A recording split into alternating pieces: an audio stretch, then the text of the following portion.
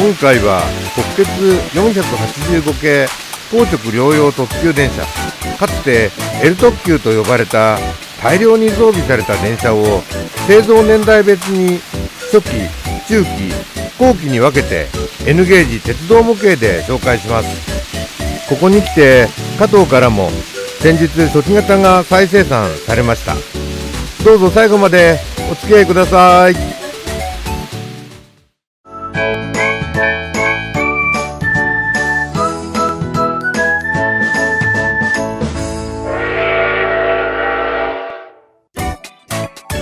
はい、電吉クラブです。本日もご視聴いただきありがとうございます。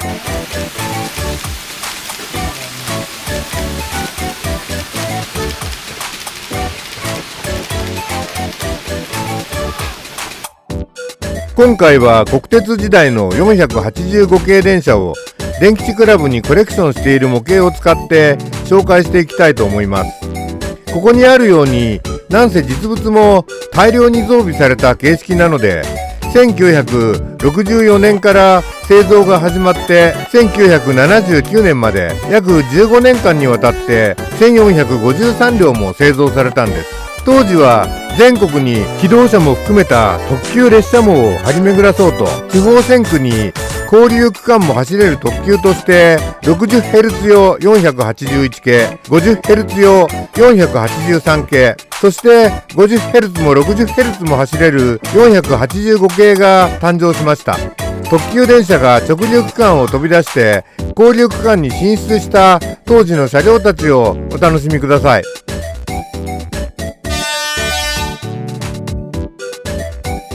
今月加藤から485系の初期型が再生産されました。電吉コレクションにありますので、早速それをご覧いただきましょう。これが電吉コレクションの485系の初期型で、特急来鳥という設定にしてあります。2、3年前に購入したセットで、今回発売された再生産品と同じ品番だったと思われます。このように電吉クラブでは購入した編成を1箱に12両編成がまとめて収納できるように、いつもの収納箱改造をしています。こちらが485系の先頭車クハ481という形式になります。電吉コレクションの特徴はご覧ください。活躍する電車にふさわしい使い込まれた活躍してきた時間というファクターをその間に付着した土ぼこり感で刻んでいるところでしょうか。ボンネット付近にある筋彫りされたディティールにも墨入れを施すことで陰影の効いた表情を刻んでいるところなんです。日本で最初の高直両用特急電車は1964年の481系なんですが、東海道本線で活躍していた151系電車特急たちが大人気だったので、全国に特急を走らせたいという機運が高まって、地方の交流電化区間を走れる特急電車、直流区間も交流区間も走れる電車として開発されました。ちなみにこちらは直流用の151系のクハ151になります。この151系直流電車が大ヒットしたので、この電車の高直両用版を作ろう。それは時代の要求でした。どうですか？よく似た印象です。相違点はスカートの色で、模型ではクリームですが、最初に開発された時は赤いスカートでした。それから1年ぐらい経って、ここに赤い眉がついて、赤いスカートにクリームの帯が入って、50Hz 用の483系も登場しました。そうやって九州、北陸から東北地方への特急列車網が作られていきました。あの頃はまさに日の出の勢いだったんです。このクハ151、これバックミラーなんですが、運転手さんの後方確認用でした。当初クハ481にも取り付けられましたが、破損が多かったようで、1970年代前半には撤去されてしまったようです。どうですか？この先頭の連結機カバーの色の違いとか、似て非なるものの微妙な違い、興味のない人にはどうでもいいところの違いにコレクターはしびれるんです。高直流型の特急電車は最初1964年に 60Hz 用の481系が登場しますが、翌年の1965年には 50Hz 用の483系が登場します。481系、483系です。それから3年後の1968年にはこの485系が登場して、485系は直流も走れる、交流 50Hz も 60Hz も全部走れる電車として登場したんです。しかし一つの特急の運用で直流から交流 60Hz、50Hz 両方を走破した運用っていうのは、大阪から新潟を通って青森まで運転した白鳥しかなかったそうです。ただ以降は日本全国どこへでも配備できる汎用性から485系が増えていきました。これはもは485ですね。どうですか？この屋根上のなんとなく埃っぽい感じは。活躍する電車の自然な感じを表現できたと思っています。これはサロー481ですね。系列が485系になっても付随車は共通運用だったので、こうして481を名乗っています。窓が小さくて一つの座席に一つの窓がグリーン車のスタイルでした。ほら、普通車は2つの座席に1つの窓になっています。グリーン車が2両あります。それからこちらが食堂車のサシ481。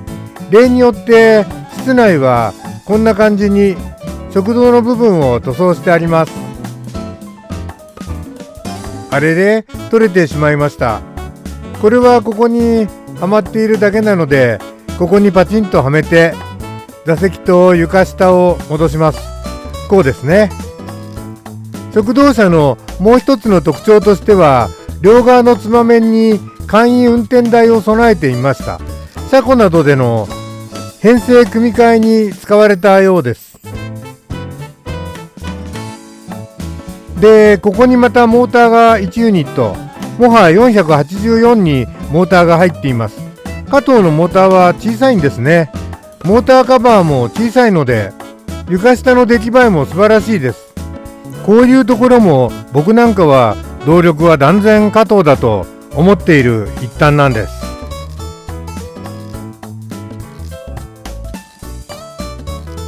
そしてここに左派が1両挟まって、これが左派ですね。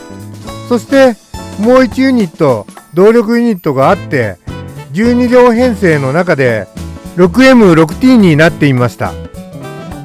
それから高直流電車のパンタグラフですが、交流電機は直流電機に比べて粘着力があるとのことで、もは484にはパンタが2機あるんですが、交流電化区間では片側を下げて運転しました。例えばこちらへ走る場合は進行方向に向かって後ろ側のパンタを上げて走行しました。これを下ろしてこちらを上げるわけです。で、こう走ったというところが直流電車と交流電車の違いで面白いところですね。屋根上の交流機器、賑やかでいいですよね。このごちゃごちゃ感が高直両用電車の魅力なんです。過去動画で485系や681系の屋根上精密加工で紹介した鈴くんなんかに言わせると、加藤の出来もいまいち、トミックスの出来は今3なんだそうですが、僕なんかから見ればこれで上等満足です。先ほどの151系直流電車の屋根上と比べてみましょう。ほら、高直両用は屋根上のごちゃごちゃ感が全然違いますよね。直流はこうしてパンタグラフを2機上げて走りますが、交流は片側を上げて走ります。はい、151系と485系でした。485系にはこんなところに電動行き先表示幕がありますが、151系はまだ行き先方向板の差し替えだったんですよ。今度はクーラーの話です。こちらは151系のパンタ付き電動車で、このようにパンタグラフが2機ついています。クーラーはというと、1つのキノコ型ユニットの下に2個ずつあるので、これで6個のクーラーを屋根上に乗せています。ところがこれに対して硬直両用の485系はここに2個分のユニットとここに1個3個分のクーラーしか置けません。この交流電車特有の高圧機器が屋根上の場所を取るので乗せられない。じゃあどうしたかというと、床上に置いたんですね。この辺、ほら、ここにクーラーのルーバーがありますよね。こちらに2個分、こちら側にもここに1個分。なのでこれと先ほどの直流電車と比べると、ほらこんな感じ。窓割りが違います。この485系に対して151系の方が窓がこの分多いですね。ここのところが全然違いますよね。485系は多少定員を犠牲にしましたが、こうした形でクーラー問題を解決しました。こうやって初期の485系のモハ484は作られました。では説明が終わったのでしまいましょう。こうですね。こちらは自分の箱に帰ります。485系なんですが、東北地区にまず登場したのは483系でした。483系からクリームのスカートと赤い眉が付けられました。これライチョウになっていますがごめんなさい。483系は1965年に登場しました。10月のダイヤ改正でした。上野盛岡間の特急やまびこ、それから上野仙台間の特急ひばりでスタートしました。それまではキハ82系ディーゼル特急が運転されていましたが、この電車の登場で役者交代になるわけです。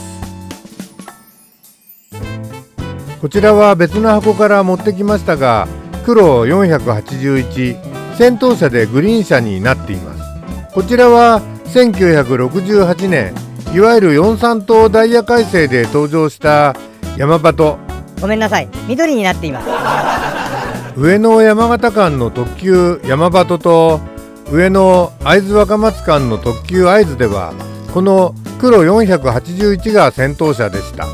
なぜ黒が必要だったかというと、山形行きの山鳩には途中板谷峠という難所があったので、 MT 比、つまりモーター車とトレーラー車の比率を動力車2に対し付随車を1に抑える必要がありました。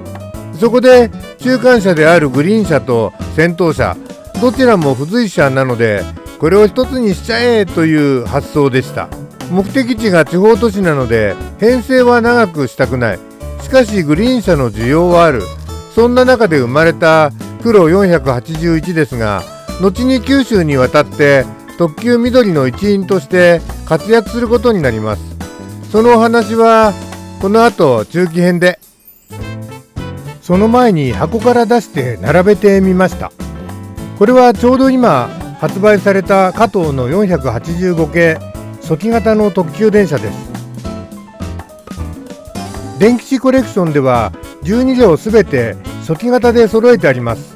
実際には初期型も後期型も入り混じった編成が多かったみたいです。でも登場した頃の初期型で揃った編成って編成が美しくってかっこいいと思います。加藤ですからモーター車は12両中1両ですが、不安なく楽々音も静かに走ってくれるのが嬉しいです。それからウェザリングの程度はいかがでしょう。デフォルトの銀屋根を生かしながら艶消しクリアとタミヤ墨入れブラウンでウォッシングすることで活躍する電車のリアルさを追求しています。電吉クラブ式の簡単ウェザリングに興味がある方はウェザリング動画をいっぱい上げていますので、概要欄から覗いてみてくださいね。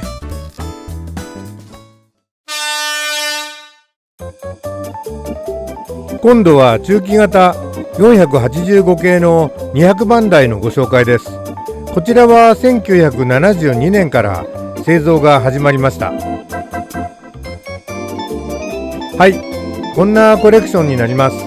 まず485系200番台の特徴的な先頭車をご覧ください。ほら、先ほどの初期型のボンネット型からは大きくデザインが変更になりました。この顔は将来特急電車における分割併合運転の可能性に対応しました。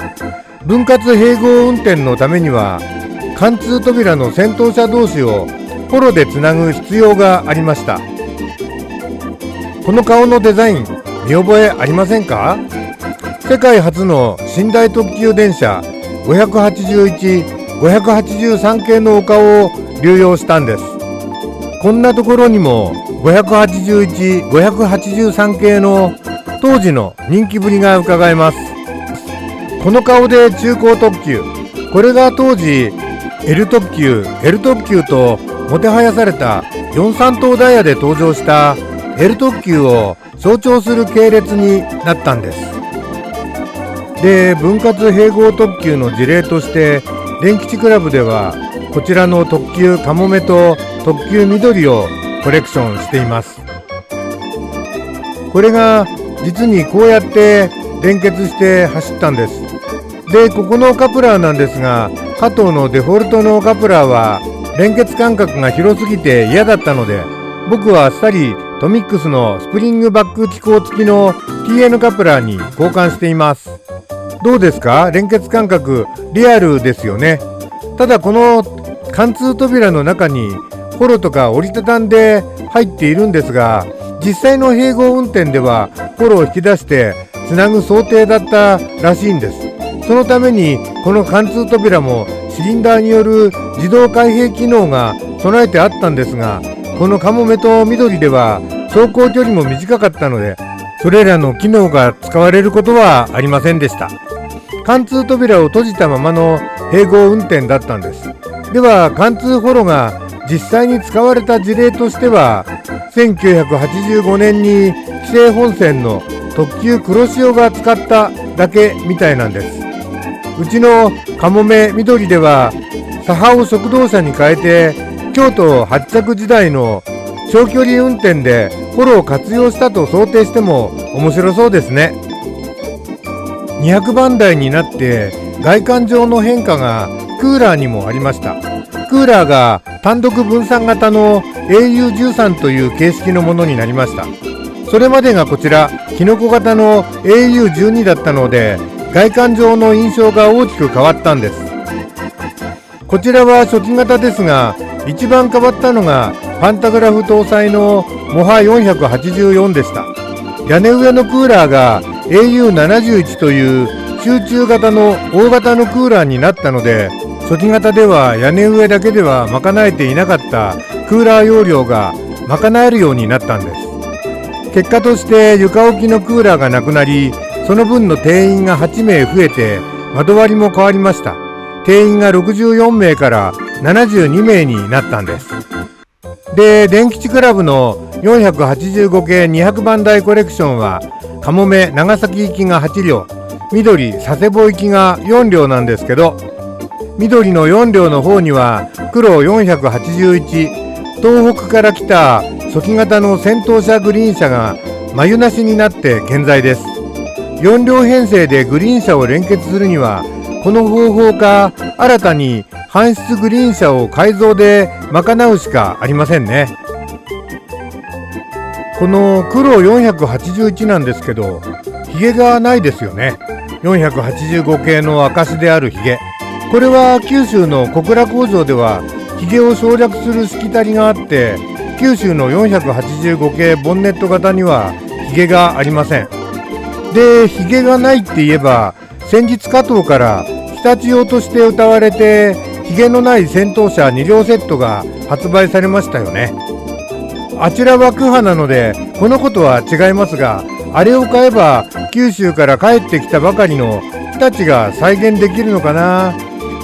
日立の6枚バーシェーバーの前にヒゲは退散したっていうことでしょうか。僕は買いませんでしたけど。いやー、そこまで追いかけきれない。墨入れでブラウンを流したらヒゲ剃り戦争になってしまいます。はい、485系の200番台は以上になります。最後に親父ギャグを飛ばせたので、気持ちよく後期型へ参りましょう。その前に箱から出して並べてみました。こちらが485系200番台を中心に集めたコレクションです。こちら8両が特急かもめ、博多から長崎の間を走りました。こちらの4両は特急緑、肥前山口で切り離して佐世保へ向かいました。長崎行きのかもめ8両、グリーン車はここにいます。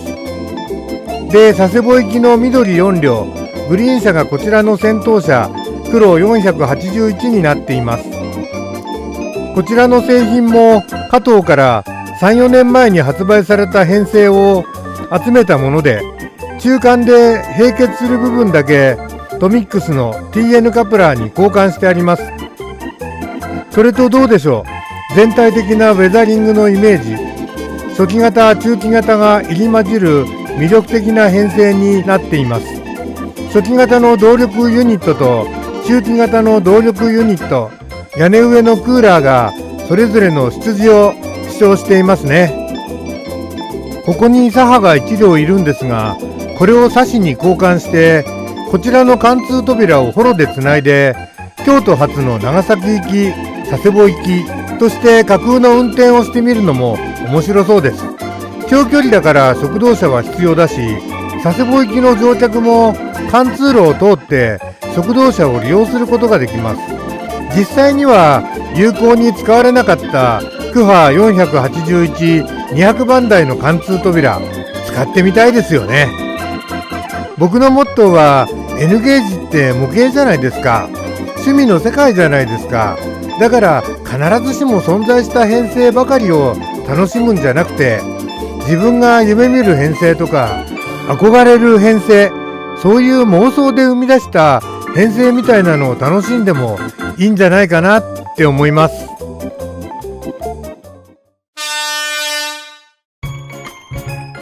はい、それでは485系の後期型300番台です。これ2つあるのは、こちらが旧製品、こちらがリニューアルした新製品です。両方とも加藤の製品なんですけど、まずはリニューアルした新製品の方から見ていきたいと思います。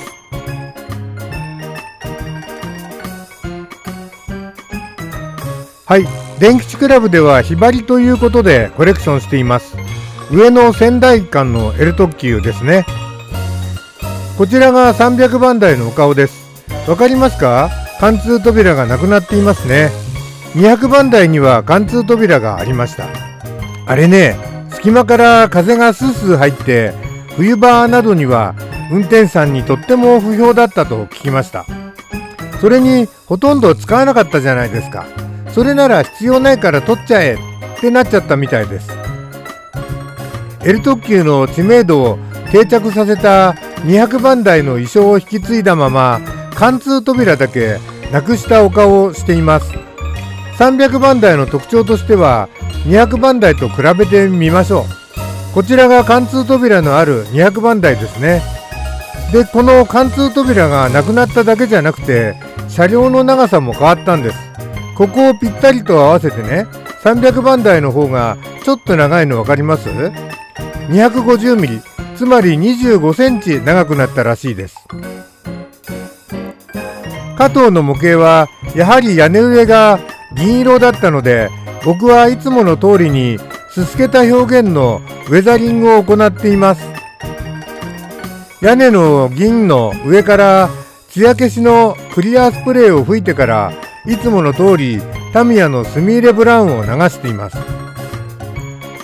あ、いけね、200番台との違いは列車名表示器の大きさが変わりましたよ。わかりますか？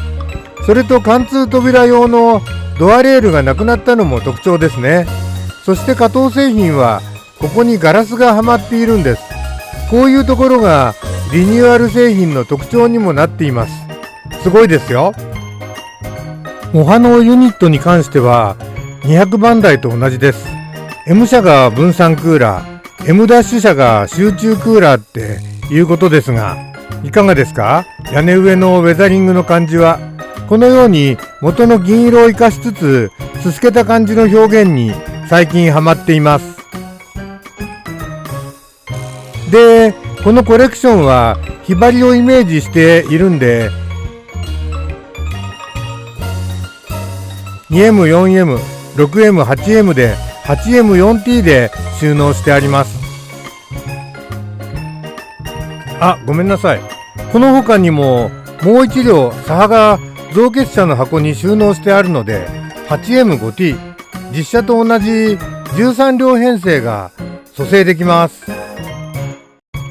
こちらはサシ481食堂車になります。だんだん時間が進んで特急列車が短距離化、頻発化する傾向の中では食堂車の連結を見送るようになり、不要になった食堂車は改造されてブルートレインに連結されるようになります。そんな需要の変化の中で1988年に誕生したブルートレイン北斗星の食堂車になったんです。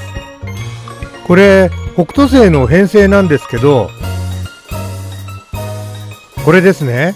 この車両だけ他の車両と比べて屋根の形が全然違うじゃないですか。これ実はこれなんです。ちょっと改造されているので少しは変化点もありますが、シルエットそのものは485系なんです。485系の食堂車サシ481が客車になって寿司24という車番をもらって24系客車の一員になったんです。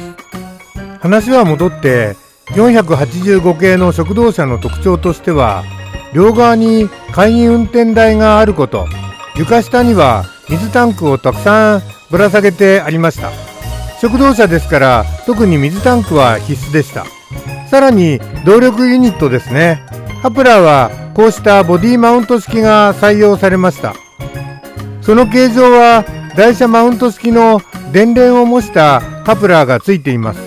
これはフルリニューアルのタイミングが比較的初期だったこともあって、その頃に購入されたお客様が今回増結編成を買っても困らないように配慮されたものと思われます。 N ゲージは根も張るので一度に買えなかった子供ユーザーへの配慮だとしたら僕は自分のことのように嬉しいな。最後にもう一度お顔拝見ですが、この後1000番台や1500番台が出てきます。L 特急が評判になると北海道にも特急電車を走らせようという機運になって1500番台が誕生します。北海道では711系っていう体感大雪型の近郊電車が登場していて、この電車を使って急行電車が走っていました。この電車ですね。札幌旭川間の急行カムイやノンストップ急行幸風が評判だったので、もしかするとカラーリングはこれではなくて高直流電車の赤電カラーの時代だったかもしれません。そうなると札幌旭川間に L 特急を走らせたいと思うのは当然の成り行きでした。当時国鉄は1974年にこの485系をベースにして L 特急石狩を走らせようと考えました。札幌旭川間の電化が済んだ区間を走らせようと、吹雪の中の視認性向上のためにヘッドライトの二灯化、わかります？ 711 系同様に二灯ライトにして床下に凍結防止ヒーターを強化して粉雪が舞い込まないように客室のシール性を向上させた485系1500番台を投入しました。小さなところではワイパーの4本化なども踏襲するのですが、そのくらいの改善では焼け石に豚、冬の北海道では故障続きになってしまいます。全然使い物にならなかったので、急遽711系のノウハウを使った781系特急電車が開発されることになりました。781系もちょっとだけお見せしましょ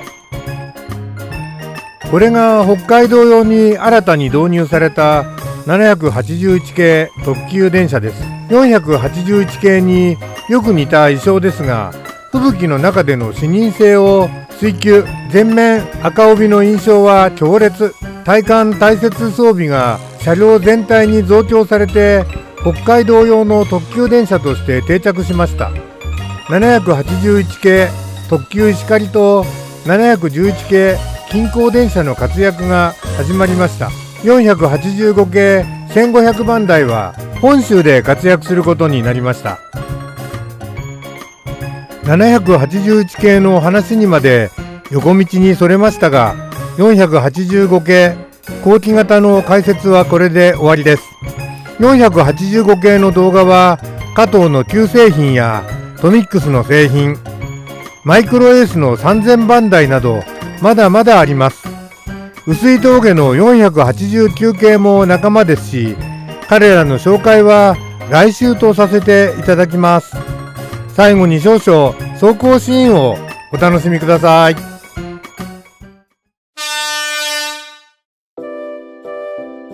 その前に485系後期型も箱から出して並べてみました。1965年登場の盛岡特急やまびこ、仙台特急ひばりに後年300番台の新車が投入されたという設定でコレクションしています。こちらは後期型300番台で編成を統一しています。実物通りの13両編成も組めるように予備車も準備してあるんです。予備車はグリーン車、普通車各1両ずつあるので、どちらを組んでもいいようになっています。あるいはどうせ思いっきりフィクションの世界で 8M6T の14両編成なんていう楽しみ方もありだと思っています。それでは最後になりましたが、へこんでった海老名店小田急トレインギャラリー様で加藤の485系初期型特急来鳥の走行シーンをお楽しみください。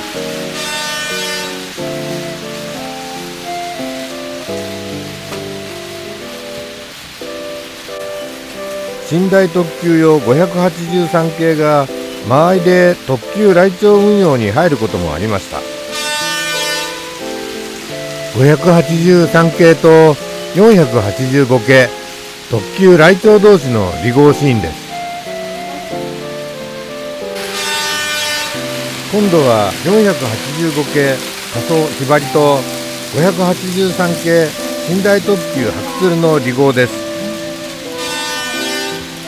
こちらの583系は妄想の16両編成、モーター車1両でバンバン走っていますね。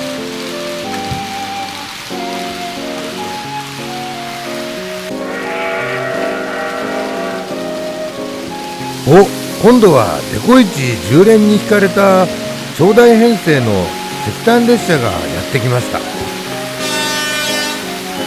485系初期型の特急来鳥と離合していきます。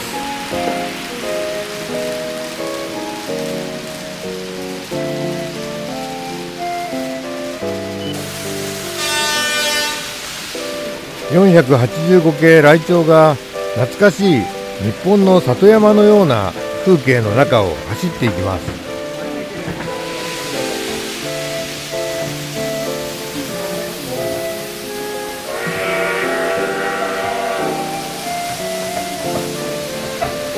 今度はトンネルからデコイチ10連の石炭列車が同じ里山の風景の中を駆け抜けていきます。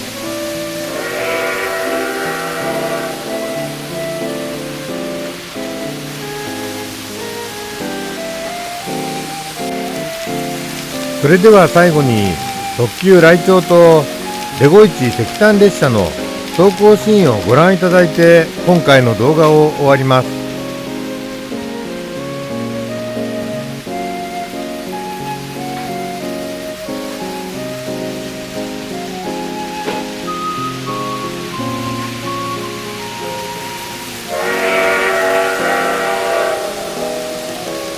今回の485系前編では長きにわたって製造された同系列を初期型、中期型、後期型に分けてお届けしました。もし動画を気に入っていただけたらチャンネル登録をお願いします。後で画面中央に157系鉄分マークが現れますので、それをタップしていただけるとチャンネル登録できます。またベルマークをオンにしていただけると最新動画をご案内できます。それから動画への評価やコメントも楽しみにしてお待ちしています。鉄道や鉄道模型が大好きな皆様からのコメントは動画を作る励みにもなります。僕の知らなかった情報もたくさんいただけてとても助かっています。次回は今回に引き続き485系特急電車後編をお送りいたします。次回485系後編でまたお目にかかりましょう。